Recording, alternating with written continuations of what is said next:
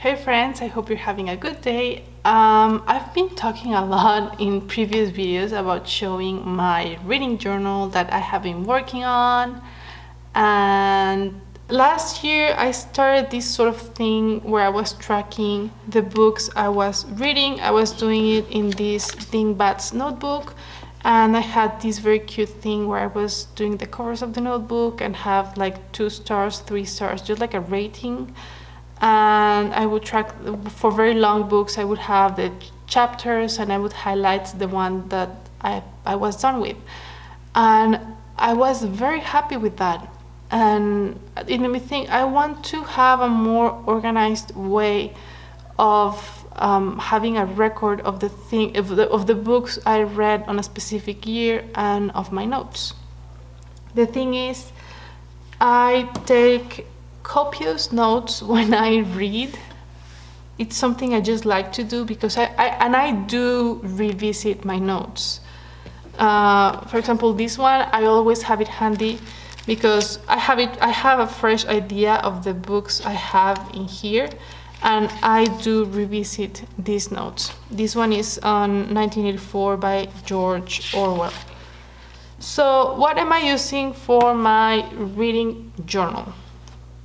I am using this Rotterfaden. I have these 2 reading notebooks. This is the first time I use a Rotterfaden notebook, and I've been liking it a lot. It's a dotted notebook. The paper is not super fancy, it's okay. I think it's kind of like a Moleskine paper, maybe. Yeah, it's kind of like a Moleskine paper, so it's okay. Would I buy it again? I don't think so. There are so many. I don't know. I'm picky with paper. And the way my notes look like is like this. On the first page, when I start a notebook, I have the title on top, author, and editorial. And then my notes consist on writing down, basically copy word by word, the paragraphs that I find very interesting and that I know I will want to reference. I have gotten to a point where I know that I may want to reference something because I do reference my other notebooks, or at least this one because I know what's in this one. So yeah, and the way I have this is, at first I was just using just the whole space for direct notes from the book, but I do like to add my personal annotations or my personal notes or points of view about what I'm reading, or things that make you think. So this whole green thing, I change color. Whenever I change color, I know it means that this is me talking. And then I switch to having 3 columns. So on the left side, I have the page number where I took these notes, page number where I took these notes, and on the right side, I have personal notes on these paragraphs that I wrote down. Basically, I approach reading like studying, particularly when it is a non-fiction book, or perhaps when it is a philosophy book or a political science book, like the case of this one. This is the Road to On Freedom by Timothy Schneider, who specializes in history of Central and Eastern Europe and the Holocaust. He's a professor at Yale, and his books are more like essays, very, very interesting essays. That's why I approach these kinds of book like school or like a class, and my notes look like something I would take from a class. When I write a novel, basically my notes consist on just writing down paragraphs that I find beautiful because of the language or because of the description, and I may write something on the side, but it goes more along the lines on me talking about why that specific paragraph resonated with me or in me. But going back to this, like I said, so on the left column I have the page number, on the center I have the notes directly from the book. I change the font and the size of my writing when there's a very cool quote that I want to pop out. I use the right column for my personal annotations. Like here, this thing he said reminded me of something I read on 1984 by George Orwell. So the goal with my notes is kind of weave in and kind of reference and tie things together to other things I've read. And that's particularly true when I read about things related to politics.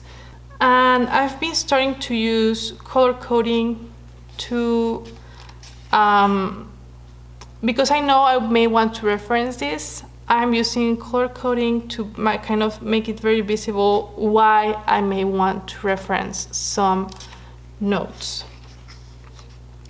But yeah, this is how it looks like. For Atomic Habits, it looks very different because it is not an essay-like book. It's a very more practical book, self-help book. So again, I have the title on top, author, and then the publishing house, when I started, and I will write here when I finished it. I have a brief introduction of the book, what it is about. And then I just have notes and I highlighted things or quotes that I want to pop out.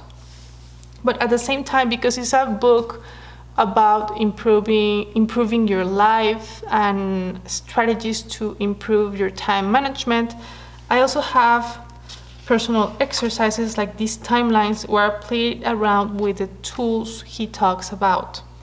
So not all my notes look the same. It all depends on what I'm reading. Here more